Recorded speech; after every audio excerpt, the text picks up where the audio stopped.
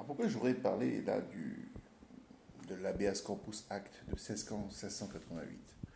Bon, d'abord parce que j'ai fait des études d'histoire britannique, bon, ça c'est une première chose, donc j'ai étudié un peu les fondements du libéralisme politique au XVIIe siècle, en Angleterre notamment, avec la Glorious Revolution, Cromwell, préalable évidemment, l'Habeas Corpus Act de 1688 qui déclare que toute personne, aucun citoyen, aucune personne, même si aucun sujet pour le coup de la couronne britannique ne peut être privé de sa liberté de se déplacer, de la liberté de maîtriser son corps, tout simplement, sans jugement. Bon, voilà, c'est un petit peu la définition sommaire qu'on peut faire de l'habeas corpus. Alors, c'est un principe, finalement, que les libéraux revendiquent souvent. Moi, je suis pourtant un opposant, mais farouche, et un opposant, mais radical au libéralisme. Le libéralisme économique, évidemment. Je ne suis pas un libéral, je n'ai jamais été. Mais quand il s'agit des principes du libéralisme politique, la liberté d'expression, la liberté de se déplacer, la liberté d'aller et venir, la liberté, les libertés tout simplement de vote, les libertés du citoyen, les libertés publiques, là je suis un farouche libéral. Alors ça peut paraître paradoxal euh, que je sois finalement acquis à ces idées, mais elles sont aujourd'hui extrêmement menacées. Alors, elles sont menacées par le gouvernement.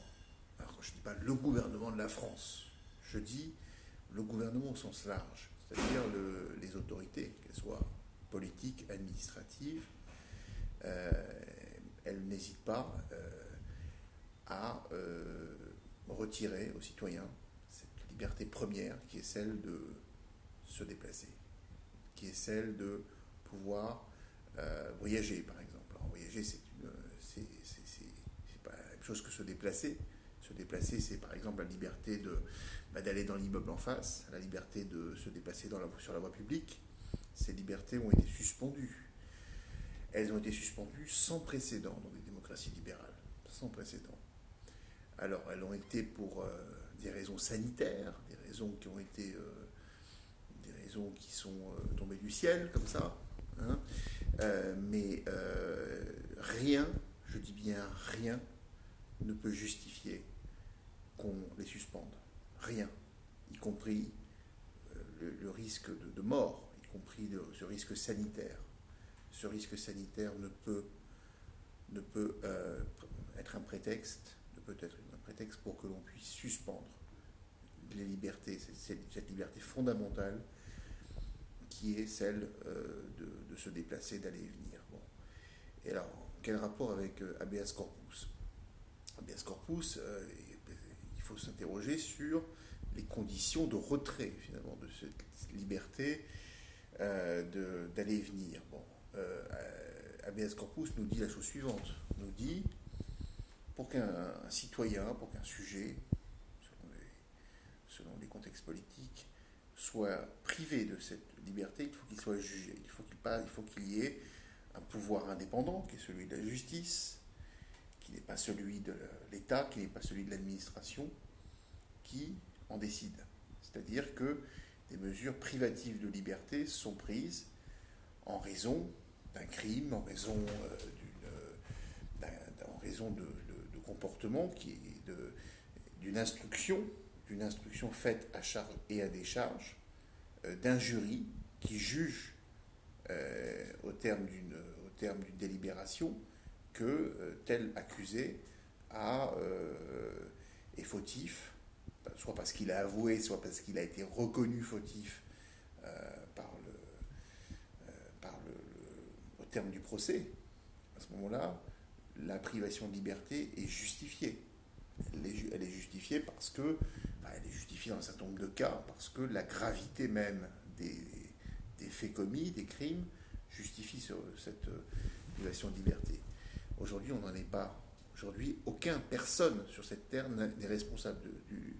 Enfin, je veux dire, personne, on pourrait, capitalisme, hein, mais personne physique n'est responsable de cette situation, qui est une situation exogène, finalement, totalement exogène.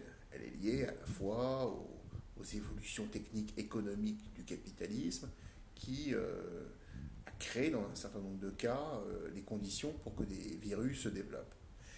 Mais pour autant, ma liberté, celle de me déplacer, ma liberté ne peut être entachée, ne peut être atteinte, ne peut m'être supprimée. C'est pour ça que j'ai défendu, je l'ai fait dans une vidéo précédente, les positions qui étaient celles de Trump, qui étaient celles de Bolsonaro, qui étaient celles de présidents qui sont par ailleurs des gens horribles, sur l'absence de confinement obligatoire. Le confinement aurait dû, en France par exemple, être une mesure volontaire. Aujourd'hui, on voit qu'on retire à des personnes, on retire d'office à 60 millions de personnes cette faculté qui est celle de se déplacer. On la restreint. On ne la supprime pas complètement, on la restreint. On en définit des modalités d'application, des modalités d'exercice. On restreint à une sortie, une heure quotidienne, par exemple. On impose certains modes de déplacement.